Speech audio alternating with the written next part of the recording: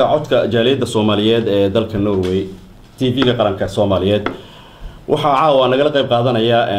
xildhibaan Baashe Muuse Luul oo ah iyadana aqoon-yahanad ku nool dalka Norway, Shukri oo iyadana ah aqoon-yahanad ku nool dalka Norway, Cabdi Tahliil iyo Haarun oo Cabdi Tahliil oo asagana ah aqoon-yahan ku nool dalka Norway, Haarun oo asagana sidaas la mid ah dadka qurbo joogta ah kuna raagayalkan waxa kale oo kamid ah Dr. Khaliif dhammaan waxay caawa ka wada qayb qaadan doonaan doodan ku saabsan doorashadii shalay ka dhacday dalka Soomaaliya. Madaxweynaha cusub ee Soomaaliya markaan aan soo qaato waxa uu ku dhashay gobolka Hiiraan. Xasan Sheekh Maxamuud waxa uu yahay aqoon-yahan ku xil dheer dhaqaaqa siyaasadda waxa uuna ka qalin jabiyay jaamacaddii ummadda Soomaaliyeed sanadka markuu ah 1981. sanadka markuu ah 1980 waxa uu ka soo qalin jabiyay jaamacadda Bhopal oo ku taala dalkaasi Hindiya asagoo ka diyaariyay Master Degree. sanadka markuu ah 1993 wuxuu noqday madaxa waxbarashada UNICEF ee Soomaaliya ilaa sanadka markuu ahaa 1995 markaas oo la joojiyay howlgalkii qaramada midoobay ka waday dalkaasi Soomaaliya. waxa uu kamid ahaa madaxweynaha aasaasyaashii maxadka Simad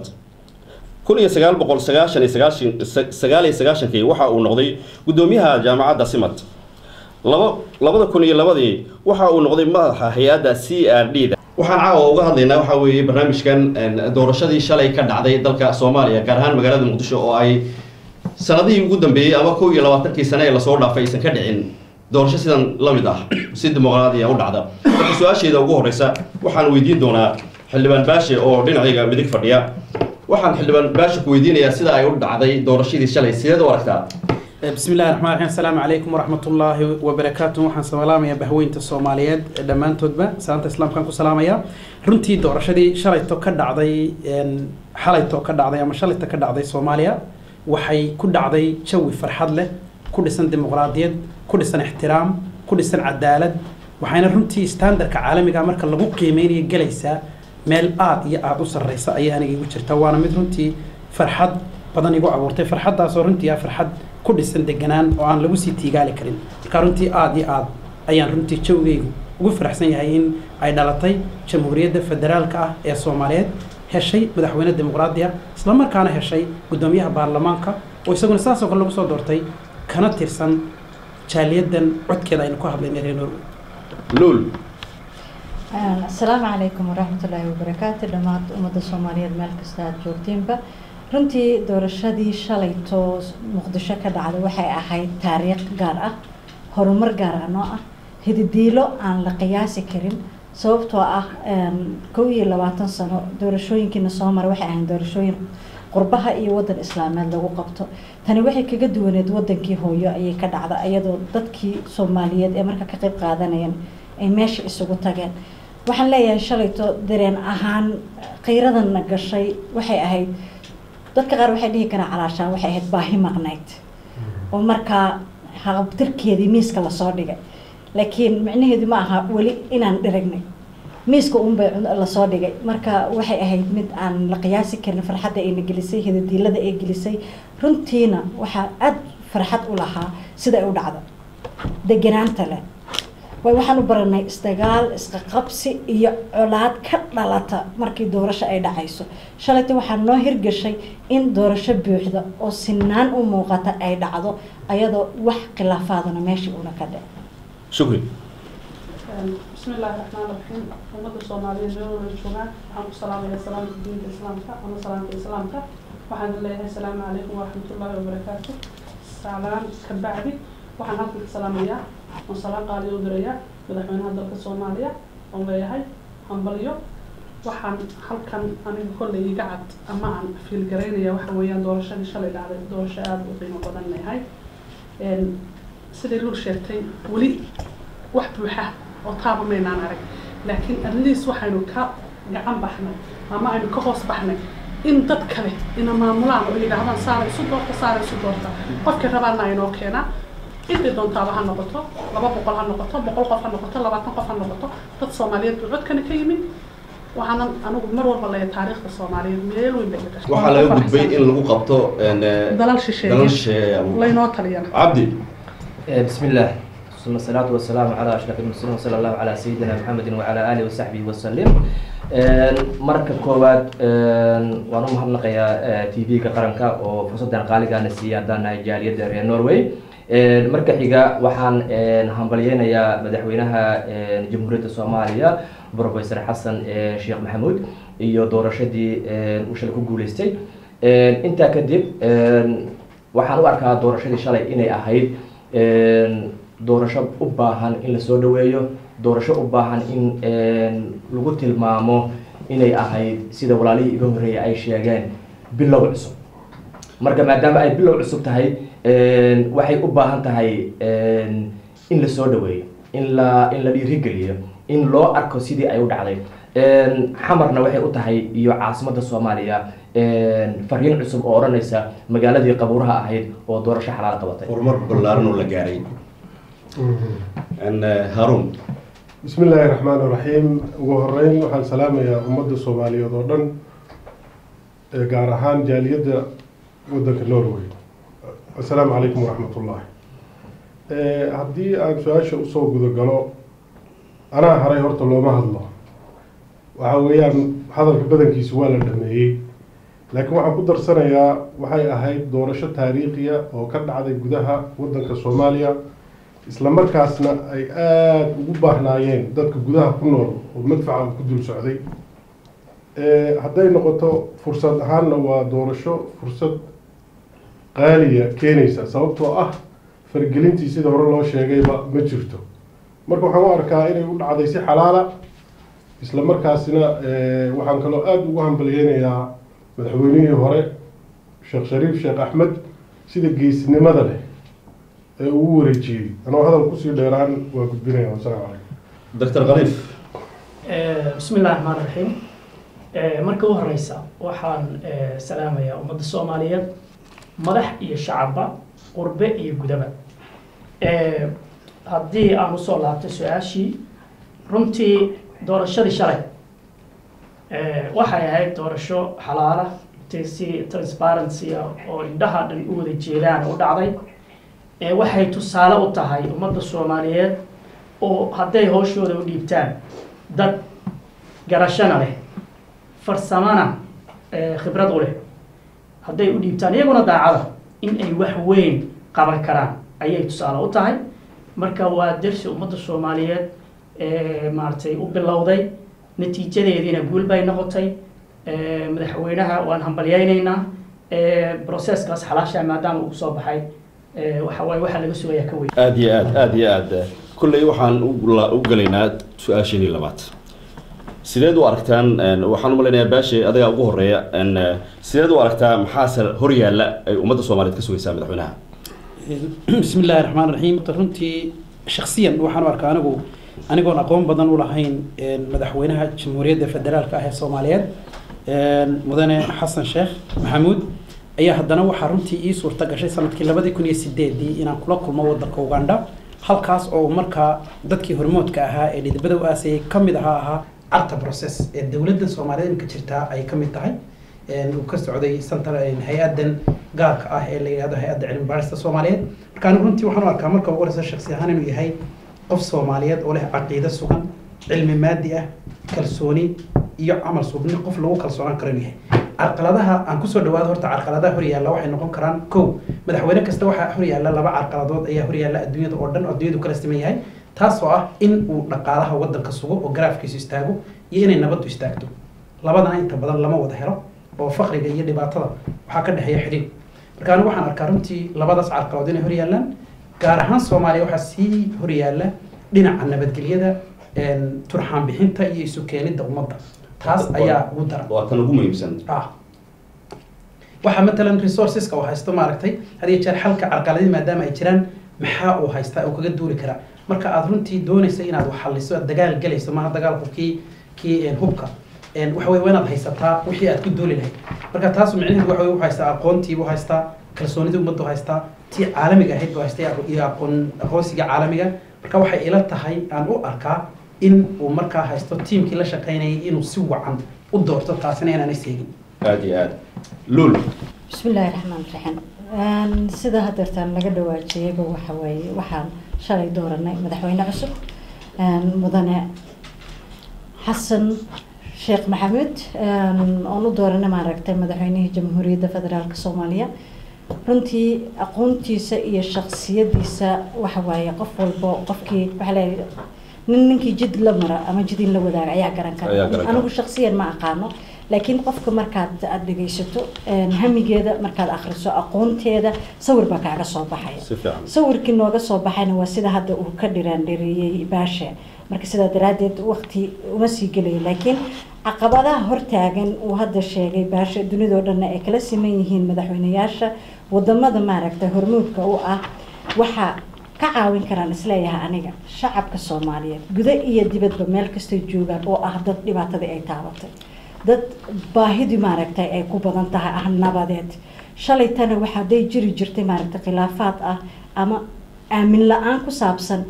hebel baa wax loogu shubay ama hebel baa wax la siiyey ama dunida caalamka meeshaa wax kusoo shubtay ama doorashadii say u dhaceysay meediyaha haddaan fiirino baryihii u dambeeyey waxa maskaxda naga qabsaday meesha dhanba waa ka baxday waxaa soo baxday calashaa in la doortay qof dadkii wixii qofkii shakhsiyaadkii yaqaana laakiin ummadii dadkii ku mashquulsaneed ka duwan aan ahayn taasi waxay muujinaysaa marka baahidii shacabka in xoogaa jaranjarta u horreysay la daboolay mar haddii shacabku isgarabsadana baahi maxaa looga baxaa iyadoo la isgarabsadaa looga bixi karaa laakiin haddii dhinac walba caqabadii ay ka jirto oo aan lagu aaminsanayn lagu raacsanayn culayskuu badanaya waxaan qabaa marka hamiga maanta dhashay farxadda shalayna wada gashay horumarka iyo taariikhda muqdisho shalay ka bilowday shalay kama bilaaban laakiin baryahan dhanba soo socda laakiin haddana sii socon doono in horumar wanaagsan oo miro dhalna uu ka imaan doono laakiin loo baahan yahay madaxweynuhu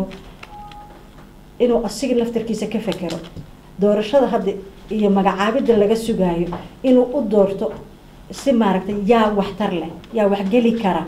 ayadoo maaragtay miro dhal maxaa keeni kara horumar wada shaqayn buuxda shacabkana siin karta deganaan ay ku dhahaan alla ilahay madaxdii aan sugaynay maantaan helay aan u sacabatano sidee ku heli karaan kulley waxaa hor yaalla waa arrin aada iyo aada u weyn shukri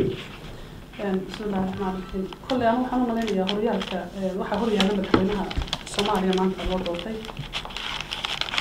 horta dowladdiisii oo dhan ma dhisna waa keligii maanta anigu waxaan ra'yi ahaan odhan lahaa dowlad tayo leh oo wanaagsan hadduu dhiso صح taasi kulley waxaan kulley waan usoo noqon doonaa okay laakiin anigu horyaalka kale ee horyaalan haddaan usoo noqdo waxaa horyaala horta dal 20 sano in ka badan burbur ku jiray iyo dagaal iyo colaad ayuu madaxweynuhu noqday waxaan aaminsanahay madaxweynaha maanta xasan waxaa loo dhiibay xilli maran oo sonkor iyo biyo iyo shaatoona lahayn oo leeyahay kari marka waxaa horyaala dal baabacay iyo dad baabacay dal waa la dhisaa laakiin dad lama dhiso dadkuna waa dad dhibaataysan 20 sano soo socdana aan dhismaynin taagmaynin laakiin haddii nabad la helay horta bayskii laga bilaabayay waxaan aaminsanahay keligii aan ugu eegin inay Soomaalidu gacanta isqabsato laakiin dadkii Soomaaliyeed inay u bislaadeen maanta nabad u bislaadeen ayaa muuqata waliba dadka reer Muqdisho inay dantoodi gaarka fahmeen ayaa maanta ii muuqata hataa marka Soomaalida kale u fahantay in iyagu dimuqraadiyad wax la yiraahdo isku doortaan inay maanta iyaguna u istaageen marka Soomaaliya waxaan aaminsanahay especially Muqdisho inay ka baxday colaadii iyo dhibaatadii dadkii ay fahmeen inaan reer shaqaynin aan shaqaynaynin nin hebel baa la yiraahdaa reer hebel ay soo doortaan ay dadkii fahmeen maxay idintana inta kalena waxaan aaminsanahay in la wada riixo gacanta la qabto dad iyo dabadda adigoo raalli ah inta haddaan xado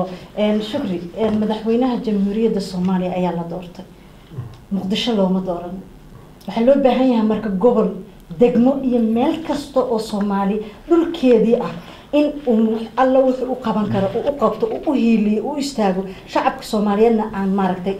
ilaahayba ka taakulaysan inaan taakulayno taasi waa tan laga sugayay madaxweynaha Mr. Abdi Talib runtii su-aasha dee inteedii badnayd walaalihii iga horeeya ayaa kor istaagay walaashay lul ayaan ku raaxsiisanahay inta ku qoran Wikipedia iyo idaacadaha caalamiga ma ahane aqoon shakhsiyana uma lihi walaalkay professor Xasan Sheikh Maxamuud marna ah maanta hogaamiyaha aniga taladaydii iyo masiirkaygii ay gacanta ugu jirto hogaamiyaha ummadda Soomaaliyeed anaa ka hadlaya nafsiga ka hadlaya maanta nafteeda wakiilkaya ummadda soo marka waa ila mid waxa hor yaalla marka usoo laabanaya waxa hor yaalla sida dadkii hore sheegeen dad iyo dal burburay waxa kale hor yaalla oo aad iyo cajiib u ah Soomaalidu mar walba waxay tirsadaan cadaalad darro habka loo qaybinayo awoodda sare ee waddanka dad baa waxaad moodaa inay alaraad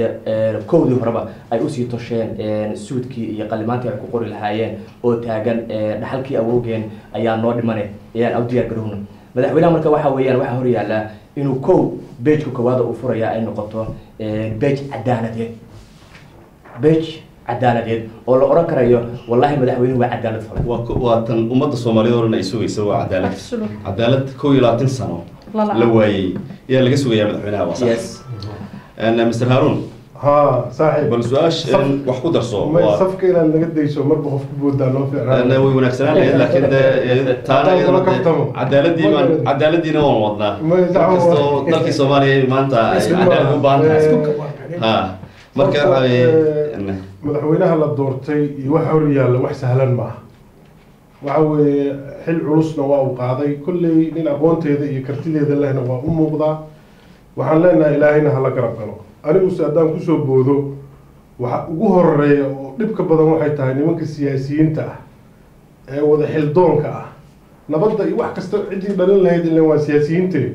nimanka meesha soo buuxiyey ee siyaasiyiinta ay nin walba shukaansanayo oo aan qaarkoodna karti ayna u lahayn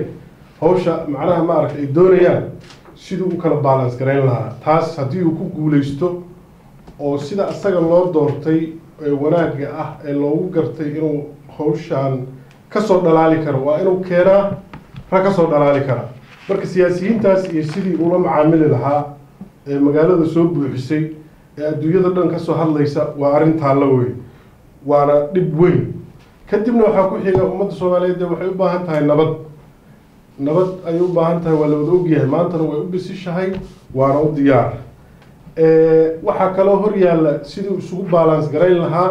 siyaasadda regionka wadamada dariska ah midda carabta iyo islaamka iyo midda qarbiga ah ee wadamada westernka ah taasna waa hawsha asaga siduu uga soo dhalaa rag hore u soo maray meeshan ayay galaafatay oo ku dhacay imtixaankaas oo balance gareyn waayay siyaasaddii masalan wadamada dariska ah waxaa la rabaa inuu saaxiibtinimo wanaagsan ka keeno sidii salaad muxuu ahaa ninkii salaad jeelle strategic friends waa inuu keenaa marka beesha caalamka oo dhan way ka soo jawaabtay way sax way ka soo jawaabtay laakiin waa asaga waa inuu kasbadaa arrintaas oo marka haddii jallaafooyinka meelaha ay ka imaanayaan oo meelahaas haddii midkood aad ku dhacdo waxa weeye waa failed wey waa lagu jallaafinaya waayo awood ma laha waxaa kaloo hor yaalla sii waditaanka wadahadaladii lala furay Somaliland oo aad muhiim u ahaa oo ay ku wada qanacsanaayeen sida u dhaceen oo ugu dambeeyay Faysal Cali Waraabe oo soo hadlo soo hambaliyay waxaa kaloo oo hor yaalla siyaasadda gudaha iyo federaalka lagu heshiiyey ilaa heshiis waa heshiis wixii lagu heshiiyey waa in la hirgeliyo marka hore ay ahayd ninkaan federaal ogolayn inuu sii hadlo hadda in laga hadlo maaha federaalkii lagu heshiiyey anuu ma ogoli laakiin waa lagu heshiiyey waa inuu taasna uu sameeyo iyo cadaaladii oo iyaduna dee meesha aan ka marnayn waxa weeyaan mansabka iyo magaca loo ordayana dhinacuu jiro waxa weeye inuu qofka cadaalad faro maalintuu qofka cadaalad faro wax kasta oo wanaaga uu ordayay wuu helayaa kursigaa looga kacayaa beritoole markuu xukun ka dego beertiisu iska falan karaa waa inuuna gaarsiiyaa siyaasaddaas insha allah win-win situationka ah dr adiga bal ku darso waayahay waan ku darsanayaa horta arrinta madaxweynaha laftiisa madaxweynuhu waa nin shaksiyadiisa iyo recordkiisuba ay nadiif yihiin sababta ummadda ugu faraxday doorashadii shalay la doortana taabay ahayd waa nin intaan hadda ka ognahay leh sifooyinkii uu nebi yuusuf alayhi salaam uu ku faanay markuu lahaa fircoon iga dhig prime minister sababtoo ah jacalnii calaa khazaan lardi innii xafiidun caliim buy waxaan ahay nin ammaano leh cilmina leh labadaas sababood ayaan hadda ku ognahay insha allah waxaan ka sugaynaa natiijadii uu nebi yuusuf oo reer masar u keeno kale ayaan ka sugaynaa waxa weeyaan shaqooyinka hor yaallay way fara badan yihiin kow horta ummaddu sababtay ugu faraxday ummaddu hoynin lay leedahay dhibna wuu haystaa rajana way leedahay labadiiba inuu ka tarjumo dhibka haystaa waxa waaye mushkiladda hadda jirta ee ammaanka dib u heshiisiinta maxaa dhaqaale xumida waxa jira inuu horta wax badan baa laga rabaa inuu horta gudaha uu hagaajiyo wuxuu dhaxlayaa wax badan legacy wax iyadu dhaxlaya wixii ka horreeyay oo dhan buu dhaxlaya ciidamada aan habaysnayn kala daadsanay magaca ciidanka xoogga dalka kamida waxaa kamid ah ammaanka magaalada kamid ah waxaa kamid ah infrastructure si uu dhisay kamid ah howl badan baa taa laga rabaa midda kale waxaa laga rabaa inuu la yimaado programkii mustaqbalkana waa laga rabaa labadiiba waa laga rabaa wuxuu dhaxlayo uu xalliyo adigoo raaliya iyo wax cusub oo wanaagsan oo ummaddu rajaynayso oo uu program ay aqbalayaan oo ka tarjumaya himiladooda inuu keeno su-aashan marka waxa la qabanaya inaad ugu soo noqoto ayaan jecla waayo waa tan muhiimka ah waxa weeye madaxweynuhu kolley waa in wax lala qabto oo shacbiga Soomaaliyeed oo dhan la shaqeeyaan taana waa muhiim mid baan iloobi saaxiib aad muhiim u ah xalku wuxuu ku jiraa ummadda Soomaaliyeed dhexdeeda taas inuu ku dadaalo inuu isu keeno mucaaradka iyo dawladda cid kasta oo dawladda maanta aan ogolayn inuu la fariisto ayaan iloobay oo ka muhiimsan dariska iyo waxaan ka hadlay oo dhan xalku wuxuu ku jiraa ummadda Soomaaliyeed kow meesha inuu ka raadiyo isu keenista ummadda Soomaaliyeed oo dhan waa ta ugu muhiimsan ee la doonayo waxaan u gudbaynaa su-aasheedii ugu dambeysay waxaa tiin dhammaan qurba joogtii tiin dhammaantiinda waxaan idin weydiinayaa maxaad qof walba waa inuu ka dhiibtaa ra'yigiisa waxa uu kula talin lahaa madaxweynaha waxaan ugu horreyn doonaa xildhibaan Baashe Muuse بسم الله الرحمن الرحيم runtii madaxweynaha jamhuuriyadda federaalka professor xasan sheekh maxamuud waxaan kula talin lahaa kow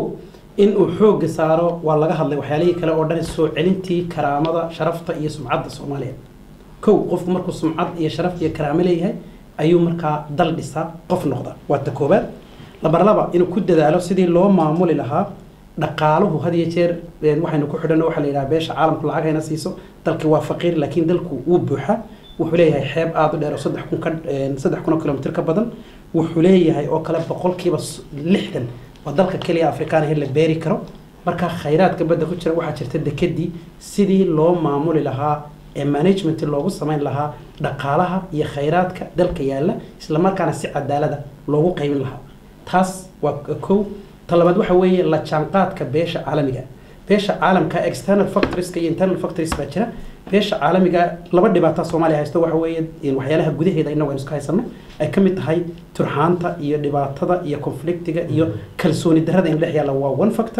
factorka labaad waxa weeye international community-ga iyo beesha caalamku dan bay naga leedahay danta ay naga leedahay waxay noqonaysaa Mareykanka iyo Yurub dhinac bay yihiin Carabtu waa dhinac IGAD waa dhinac Ethiopia iyo Uganda waa dhinac يعني سيالة بدن أي أشرة كواس ودرس دولة كان قاضي لها أي أيضا اللي قدوني كرنت أنا وحن كلها تلين لها إنه النقطة ما ركتي درنتي وندع عيني مركو وجوه الرئيسة مرك لبعضنا وحن أوران لها مرك الدوران السبرايم مستر كذا وأنا بحوج ساعتها وسيدي معجزة دعاء ودعاء معجزة هي سيدي دعاء وأنا ودعاء برايم مستر كذا بس معجزة وين ويماد لول بسم الله أنا قلت وحن ليه لها سمعت سلوا بالسوعري وسمعت مركان لذا هيبدا هذا موقن كرتا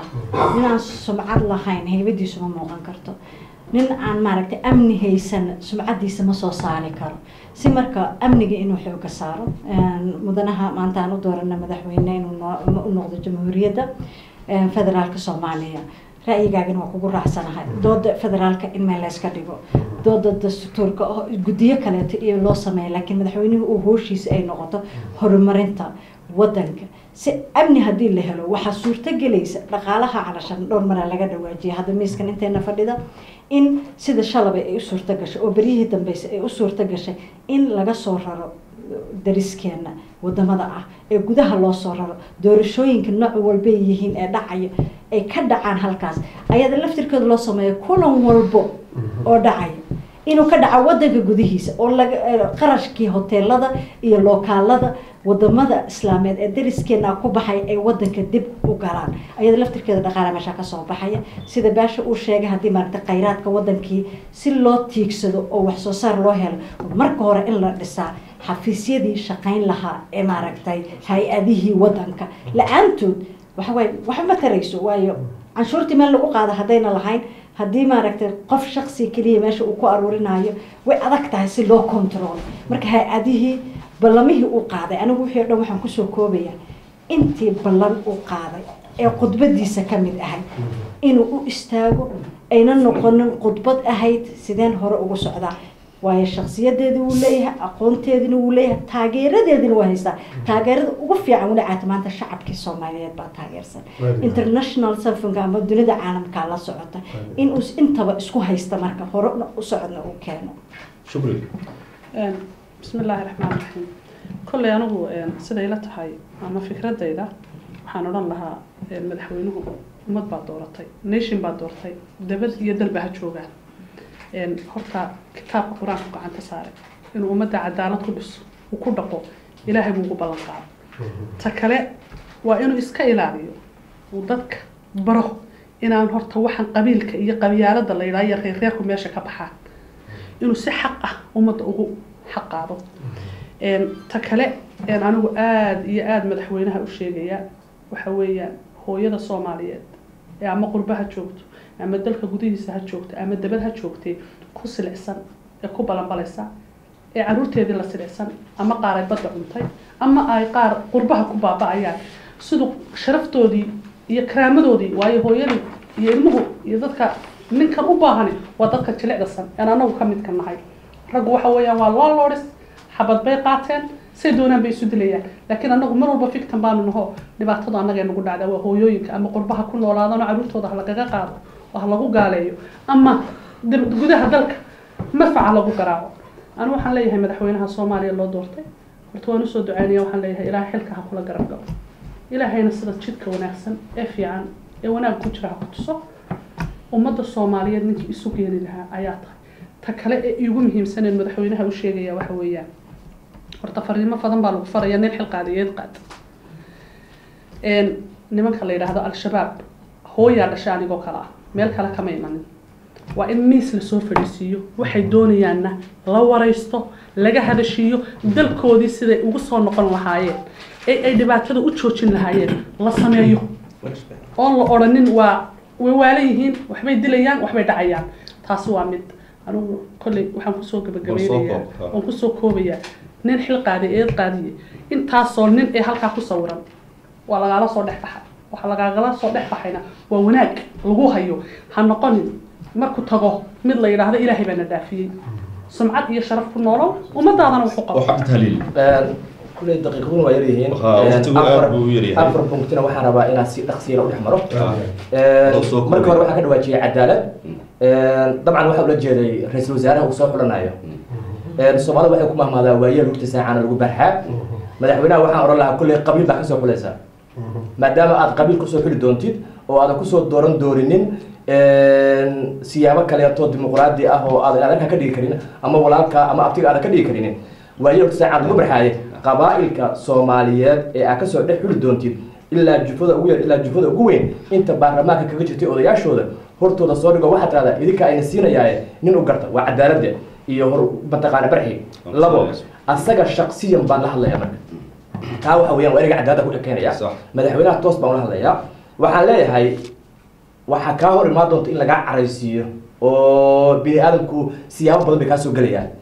ahaw allanaha ka dhigo mid ka adkaada caradiisa markay noqoto xaajo inaad ka hadlaysid fadlan waxaan kaa codsanaynaa dhar ka dhigo runta haka leexleexan ergu meesha uu jiro صح qodobkayga u dambeeya kusoo gabagabeynaya wuxuu yahay waa qodob ka turjumaanaya anoo kamid ah bulshada iyo bulshadii uu ka yimid shalay oo isniin ahayd madaxweyne waxaan kaa codsanaynaa xayndaab taangi amison iyo xayndaab askar kuwa qabiil ah iyo kuwa aan kuwa qabiil ahaynba kuguma xeerayn waxa dhex socotay mataqaanaa jaamacadda dhexdeeda bulshada dhex socotay civil society ahayd hub iyo darbi iyo neerka xigsanin inaan kula hadalnaa rabnaa inaan ku nimaanaa madaxweynuhu kulley nin walba oo Soomaaliya oo doortay uu la hadlay kusoo boodo صاحب adoo soo koobaya maadaama waqtiga aad ugu yar yahay qaadirna u soo reebay horta madaxweynuhu waa nin nasiib badan hadii si loo eego sababtoo ah wuxuu ku soo aaday wacyi dadku ay bisil yihiin oo ummadda Soomaaliyeed maanta iyo cid aanan garanayn male dhibka Soomaaliya ay soo martay iyo meesha loo socdo dadkuna waa ready marka waxaan keliya kula dardaarmi lahaa waxaan oran lahaa nimaan kuu furi doonin yuusan kuu rarin waxa kuu furi doona waxaa weeye waa ummadda soomaaliyeed alawal ayagaad ka tala qaadanaysaa number 2 wixii caalamka iyo ciddii kale oo macnaha markaasi aan dana ka leenahay marka dee madaxweyne taladina waa kugu badinay soo dhawow waa kuu ducaynaynaa wasalaamu calaykum aad dr khaliif adiga soo koobay waqtigu aad noogu yar maya horta waxa muhiim ah inaan yani aan hawsha muhiimka inaan taabanaa muhiima taawatan annaga himiladeena ka tarjumaysa madaxweynaha iyo ummadda soomaaliyeed oo dana wax u taraysa marka adinkoo raalliya inaad dulqaadataan baan doonaynaa waxa muhiimka ah horta bulsho mushkiladeed baa laga rabaa madaxweynuhu inuu xalliyo dhibta ummadda soomaaliyeed maanta haysata haddii ay tahay dib u heshiisiin oo loo baahan yahay tii shabaab laga dhawaajiyey waqooyi iyo koonfur gudaha meel walba gobollada wax oo dhan in la xalliyo waa la rabaa dib u heshiisiin waxaa loo baahan yahay dib u dhis oo aad u ballaaran oo dhinac walba la dhisayo waxaa loo baahan xiriirka caalamka oo la hagaajiyo intaasoo dhani waa mushkilad ummadeedna shaksi ma xallin karo mana qaadi karo awoodna uma leh tiim baa xalliya tiim ayaa xalliya madaxweynaha marka waxaan leeyahay waxa waaye marka u horeysa talada ugu horeysa waxa waaye tiimka aad dooranayso oo ugu horeeya ra-iisul wasaaruhu waa inay noqdaan dad aadan kusoo xulin tixgelin xarako ama tixgelin qabiil ama tixgelin shisheeya ninkan gadaal ka riixaya ee ay noqoto mid uu ku doorto qofka shakhsiyadiisa waxqabadkiisa iyo wuxuu ka filayo waxa weeye professionalism iyo accountability baa la doonaya iyo meritocracy wax la yidhahdo ayaa la doonaya dad technocratisa oo waxtara baa loo baahan inuu soo xusho madaxweyne laga bilaabo ra-iisul wasaaraha iyo wasiiradaba intaa oo dhan baa la rabaa ra-iisul wasaare wanaagsan inuu xusho kadibna uu la xulo asaga iyo weliba ra-iisul baarlamaanku isla xulaan golo wasiiradeed oo ka tarjumaya isbeddelka ummadda soomaaliyeed doonayso iyo waxqabadka loo baahan yahay hal qodob baan raacsanaya waxa muhiim ah waan sheegay inaan loo baahnayn tixgelintooda inay xaraka lahaato ama qabiil lahaado ama shisheeye lahaado waxa muhiimka waxa waaye marka in haddana kadib ay jirto la socosho ay jirto marka tiimkaa la dhiso kadib tiimkan waxaa tusaale ahaan rag waaweyn baa la tartamaya raggan oo dhan baa la tartamaya rag aqoon yani isaga in badan oo rag ka mid yahay ay kala mid yihiin ama ka badan yihiin baa la tartamaya rag shakhsiyad la midaba ka tartamaya rag wadaninimo la midaba ka tartamaya raggaasi waxay ka tarjumayaan ummadda soomaaliyeed ayaa iyaguna qayba ka mida ka tarjumayeen waxaa loo baahan yahay marka ragga iyo ragga kale tirada badan iyo dumarka tirada badan ee aqoonta leh ee kartida leh ee wax qaban kale ummadda soomaaliyeed inuu ninkaas inuu soo dhaweeyo دكتور حسن شيخ السود وين ويقانا معناها professionalism ويقانا معناها meritocracy ويقانا معناها accountability كدبنا والله صعود mechanism كلو كنترول لها وهلا يعني باين تبع وحطها waxaa intaasi noogu eg doodeenii ku saabsaneyd caawa doorashadii shalay ka dhacday magaalada muqdisho taasoo lagu doortay madaxweynaha ummadda soomaaliyeed waxaana caawa igala qayb qaatay xildhibaan baasha muuse luul shukri dr khaliif haaruun iyo cabdi tahliil iyo cabdisamed oo farsamo yaqaan iyo soo saaraha barnaamijka waa abtidoon iyo anigoo ah wariye cabdullaahi daawud oo barnaamijka daadihinayay waa barnaamijka codka jaaliyadda soomaaliyeed ee dalka norway magaalada oslo tv-ga qaranka soomaaliyeed